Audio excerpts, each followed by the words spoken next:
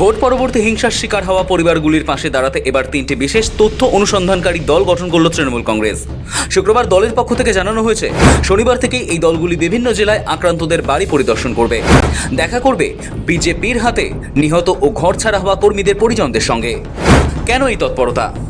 নির্বাচনের পর তৃণমূলের নিচুতলার কর্মীরা যে চরম নিরাপত্তাহীনতায় ভুগছেন তা বৃহস্পতিবার কলকাতা হাইকোর্টে খোদ মমতা বন্দ্যোপাধ্যায়ের সওয়াল থেকেই স্পষ্ট। তৃণমূল সুপ্রিমোর অভিযোগ, 92 বছরের বৃদ্ধ 18 বছরের দম্পতিকেও বাড়ি থেকে বের করে দেওয়া হচ্ছে। তপশিলি জাতি সংখ্যালঘুদের হুমকি দেওয়া হচ্ছে, এমনকি তাকে বাড়ি থেকে বেরিয়ে থানা পর্যন্ত যেতে দেওয়া হচ্ছে না বলে দাবি করেন তৃণমূল সুপ্রিমো। আদালতে দাঁড়িয়ে তিনি বলেন, তাকে বাড়ি থেকে বেরিয়ে পুলিশের কাছে যেতে দেওয়া হচ্ছে না। অনলাইনে অভিযোগ জানাতে হচ্ছে, 12 বছরের কিশোরীকে ধর্ষণের হুমকি দেওয়া হচ্ছে, মাছ মাংসের দোকান বন্ধ করে দেওয়া হচ্ছে। এরপর এক প্রকার কাতর স্বরে প্রাক্তন মুখ্যমন্ত্রীর সওয়াল, বাংলার মানুষকে বাঁচান, এটা বাংলা, উত্তরপ্রদেশ নয়। তৃণমূলের তরফে কল্যাণ বন্দ্যোপাধ্যায়ও একাধিক অভিযোগ তোলেন।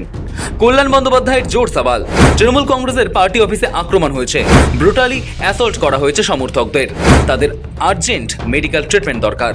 তিনি জানান, খেজুরিতে 60টি দোকান জ্বালানো হয়েছে, ডোমজুড়ে ব্লক প্রেসিডেন্ট আক্রান্ত হয়েছেন বলেও বিচারপতির সামনে উল্লেখ করেন তিনি।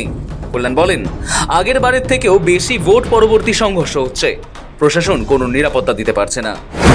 টনক নড়ল কালীঘাটের। রাজ্যে ক্ষমতায় পালাবদলের পর থেকেই জেলায় জেলায় তৃণমূল কর্মী সমর্থকদের ঘরছাড়া হওয়ার অভিযোগ উঠেছে। অথচ যে মমতা বন্দ্যোপাধ্যায়কে বাম জামানায় আক্রান্ত কর্মীদের জন্য রাস্তায় পড়ে থাকতে দেখা যেত, নির্বাচনের এই বিপর্যয়ের পর তিনি কার্যত নিজেকে ঘরবন্দি করে রেখেছেন বলেই অনেকেই বলছেন। ছোট বড় কোনো নেতার দেখা মিলছিল না বিপন্ন কর্মীদের পাশে। সংগঠনের এই তাসের ঘরের মতো ভেঙে পড়ার ছবি যখন স্পষ্ট হচ্ছিল, ঠিক তখনই টনক নড়ল কালীঘাটের। আসলে বিজেপি ক্ষমতায় আসার পর থেকেই গেরুয়া ঝড়ে বেসামাল ঘাসফুল শিবিরের সংগঠন। এমন পরিস্থিতিতে যদি শীর্ষ নেতৃত্ব অবিলম্বে ময়দানে না নামেন, তবে অবশিষ্ট সংগঠনটুকু ধরে রাখা অসম্ভব হয়ে পড়বে।